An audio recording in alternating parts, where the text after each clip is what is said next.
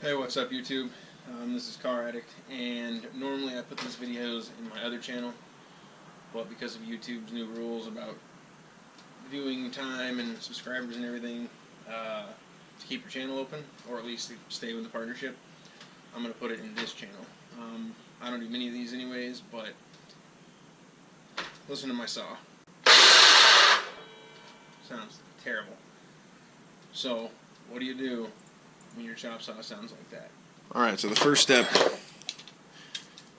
is taking a T20, taking this end cover off of the motor.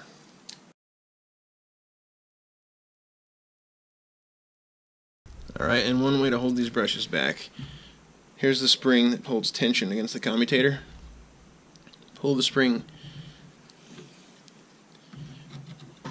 back, slide the brush out just enough so the spring sits on top of the brush.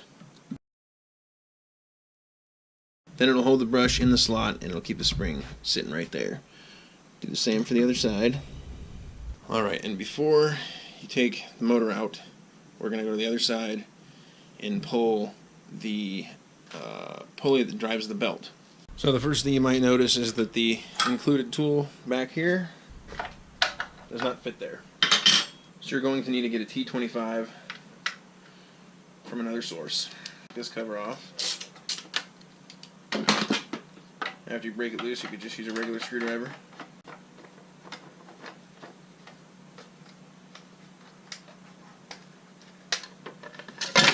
There's 1, 2, 3, 4, 5, 6 screws in here for the adjustment of the belt. Just loosen them all a little bit. Alright, so after you have these 6 loosened, it only takes about maybe a turn and a half. It's just so the motor will slide. Put a little more tension so that the belt's pretty tight. And then what you'll do, it's T30 for right there. The tool works in that, but just for more leverage, I got a socket. Press that same button that you would press to do a blade change, and there to lock it.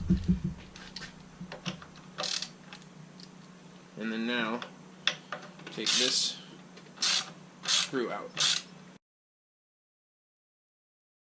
I think you can do it by hand. Release the tension on the belt.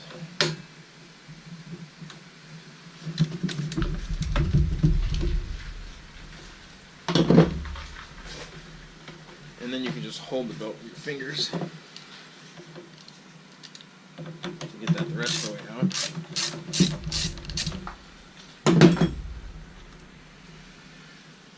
You can walk the belt off, pull this off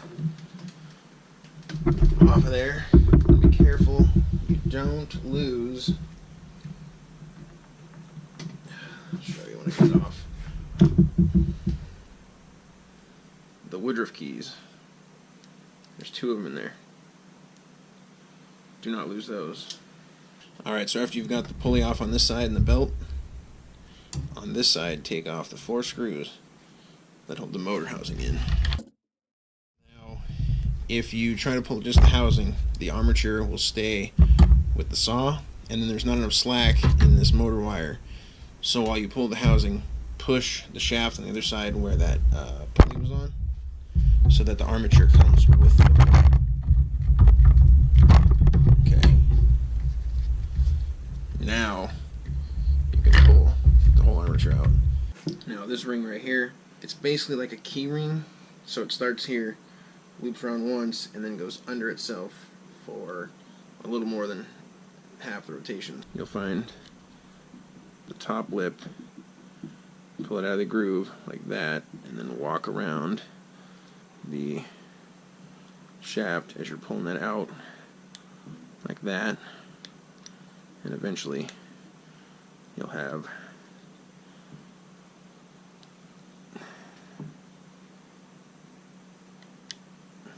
the whole thing off, and then pull it all the way off, and make sure you don't lose it when it gets to the end and flies off like a spring. Okay, so this was a learning experience for me too. I've never done this before on this saw. So I went to AutoZone and rented this bearing separator. So hopefully, I already tried to get a puller under it, but as you can see, the fan is like right at the outside, so you can't really get a puller under it. So I'm hoping that this will probably not lift the bearing, but hopefully it'll at least push the fan down maybe. That way I can get a puller under the bearing.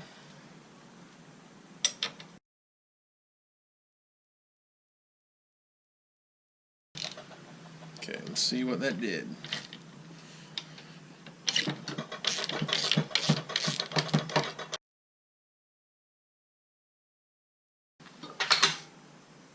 Okay.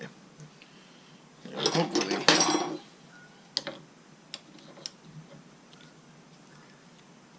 can get those under there.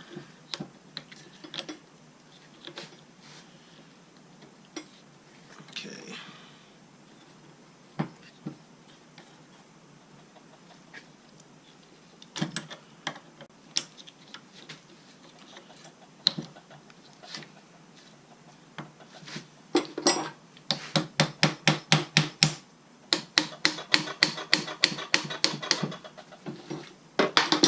And also, you can see, I got the screw back in to put the puller in there so you don't mess up the threads. I will probably end up messing up that screw though. But we'll see.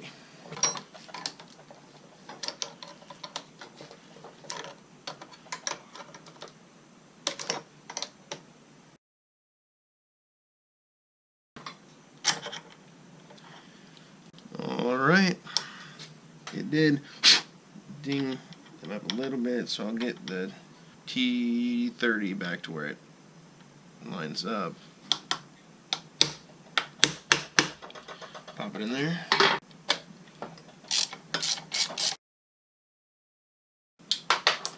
Okay, I get the bearing. I will put a link to these bearings in the description. You can shake it, hit it. There's not any kind of slop in there like this one. That bearing is crap. So that does leave your fan pushed down. In order to fix that, I'm going to put this right here in this vise. And I actually have this is supported down here, so I'm not really needing to clamp it too tight. I just need to make sure it doesn't fall over. Because you're clamping on where the bearing rides, or not rides, but where the bearing presses over, so you don't want to ding it up. Okay, now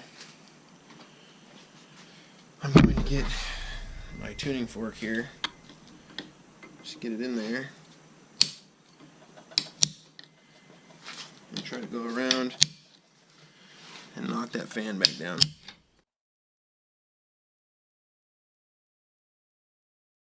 So now that I got the fan back up against that snap ring, put the armature back in the vise. Take the new bearing, put it on. Now you got to find a socket that will fit over that.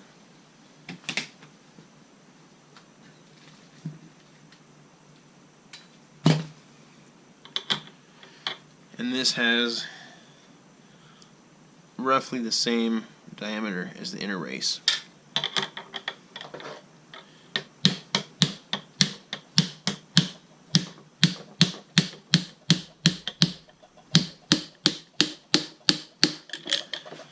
And hit it until it goes down to that snap ring. So there you go. Now the bearing's replaced. So now I got to put this back in the saw. Alright, now that you got the bearing replaced, let's slip the armature back in the motor. Come back here, look through that hole so you can get the bearing lined up just right and push it in. And now I have to get that new bearing outer race lined up.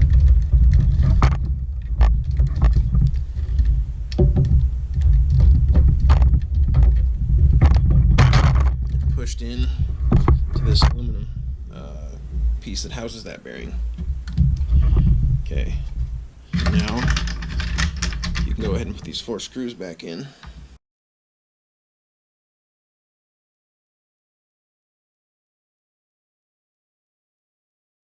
Now we can bring these springs back so that they're pushing the brushes in. Goes inside of the slot, so it looks like this first picture and not the second picture.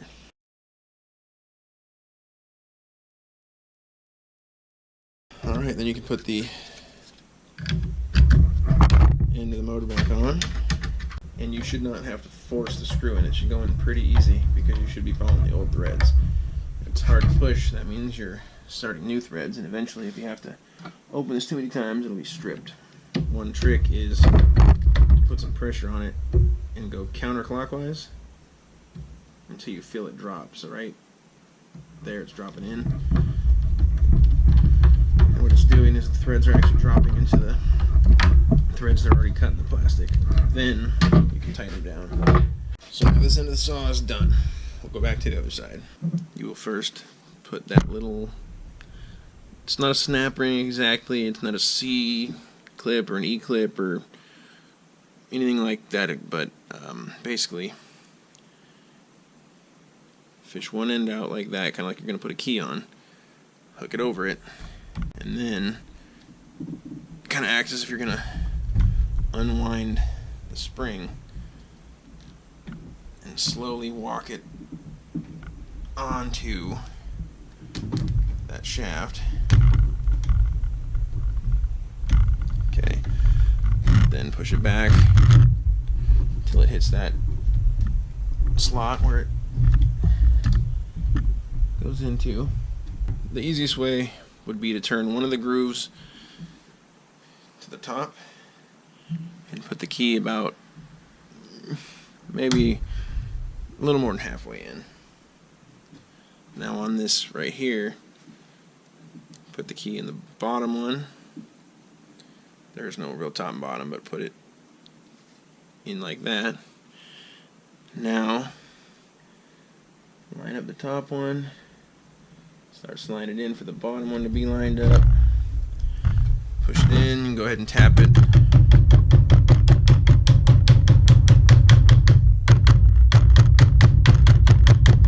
get it in there, put this screw back in.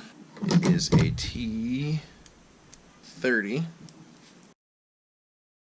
You'll have to walk the belt on.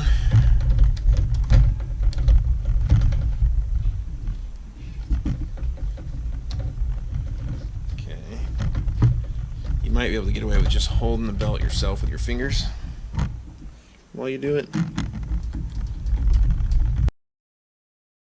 And get the T25 back out. Just snug those 6 adjusting bolts. Go back here to the adjuster. Put some pretty good tension on it. Because, again, we'll use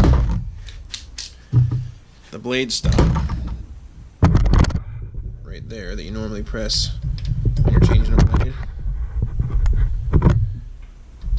Spin this until find the locking point right there. Keep it held in.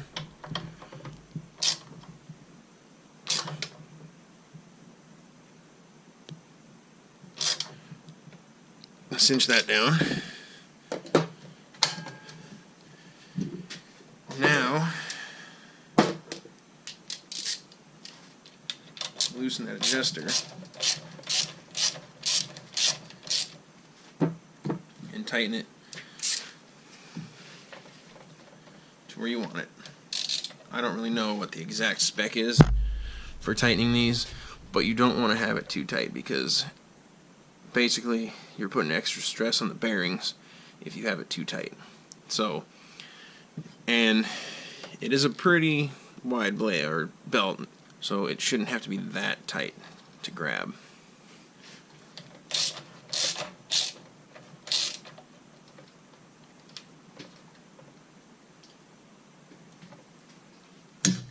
So I'll finish cranking these down. And the last step, put this cover back on. And then I actually always just kind of give this adjuster a little more just to keep it snug. It shouldn't be adjusting it because I have it locked down pretty good. I just want some tension on it so it can't vibrate loose. And there you go. No more noisy chop saw.